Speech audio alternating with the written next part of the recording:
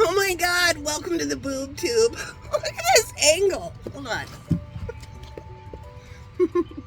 Why do high functioning autistic girls and women slip through the cracks? Here's why. So, sometimes they talk about it like emotional maturity, but maturity is kind of the wrong word. I would say maybe like the way your brain works with emotions. I hear. So a lot of times,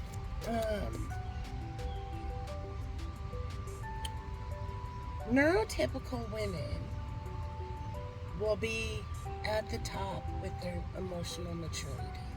Women and children.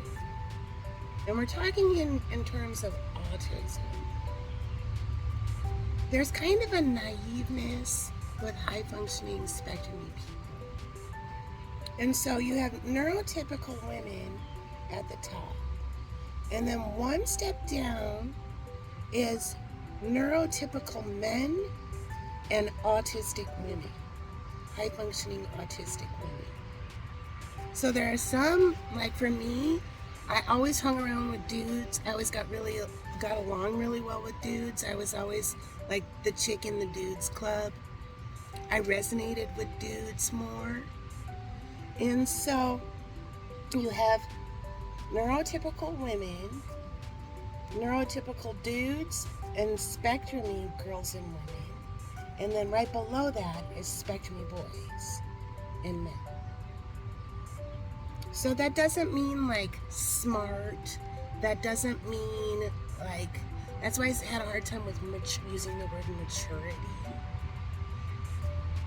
Emotions, social cues, all that kind of stuff is very complex. And so a lot of times, all these years when we learned about autism, they were using the model of the autistic boy or man way at the bottom.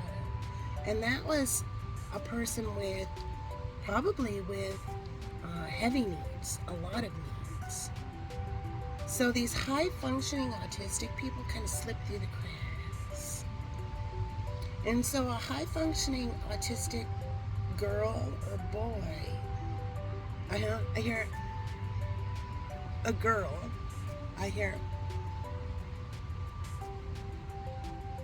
I caught it in my bare hand. Okay, somebody might be a starseed, they might have been activated. Sometimes your starseed speed will just surprise the shit out of you. You'll drop something, you'll just be like living your life, you'll drop something and you catch it with your non-dominant hand or something. You're like, what the fuck, how did I just do that? Yeah, that's normal. So, since girls and women present very similar to neurotypical boys and men, it was hard to identify that. Now, it's important if you have a spectrum-y person in your life or you're spectrum-y yourself, it's very important we listen to doctors and people who have studied up on autism. But we also have to keep in mind doctors are also magicians. And that's why they call their work a practice. And so it is possible for one person to see 3 doctors in the same day and say, here's my symptoms, here's whatever. And all 3 doctors will give a different diagnosis. Because doctors are not the all-knowing.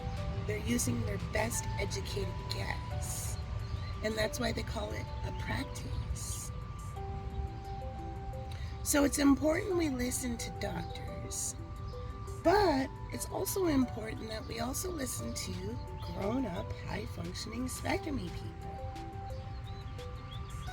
So if we only listen to doctors, that's like saying I only listen to the person who tells me what a donut is like, but they've never ate a donut.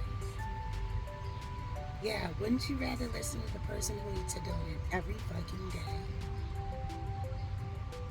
Who do you trust more if you have to cross the very turbulent river and you're going to have to cross it every fucking day? Somebody might move. Somebody might, if you're here in the Twin Cities, might move from St. Paul to Minneapolis, or Minneapolis to St. Paul to Mississippi might mean something. If you've never been to the Twin Cities, they call it the Twin Cities because we have two major cities right next to each other. And it really makes one huge metropolitan area. The difference is there's a river in between them, the Mississippi River. So you can be in Minneapolis, okay, Highland Park might mean something. You can be in Minneapolis, cross a bridge, and now you're in St. Paul. That's how close these two cities are, and it really makes one huge metropolitan area. So who are you going to trust more? The person who has only studied maps on how to cross the river. They've never crossed a river at all. They're highly educated though, and they've looked at a bunch of maps in a book.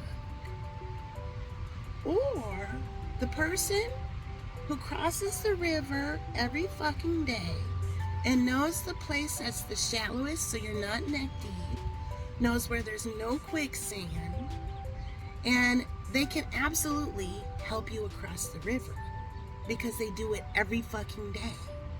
Yeah, who do you believe? Well, of course, the person who crosses the river every day.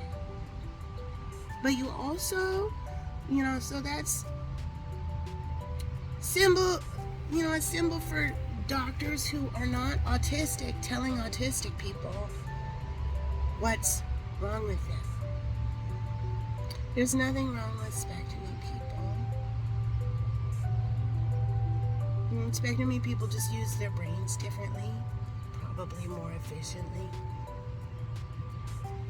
So it is important 100% that we listen to our educated people who are trying to help everybody be the best version of themselves that they can be. But don't discredit someone just because they don't got a whoop-de-doo after their name. And just because somebody got a whoop-de-doo after their name doesn't mean they're the all-knowing. It means they passed a test. So if you can find an empath that's a therapist or a psychologist, you've struck gold. Yeah, that's the ultimate win. But it is true, a lot of narcissists love being psychologists. I think it's almost you're either an empath or a narcissist if you're in that field.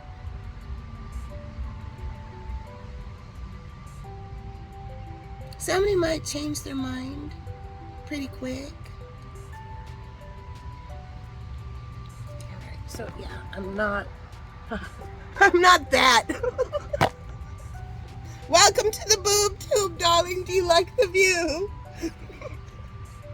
Alright, so there's the message. I hear it's like flapula, but it's Dracula. Flapping. Flapula! I hear shortcake. I have a shortcake and a fun time for fortitude and new beginnings. Oh, what a great message. All right, there's a message, dudes.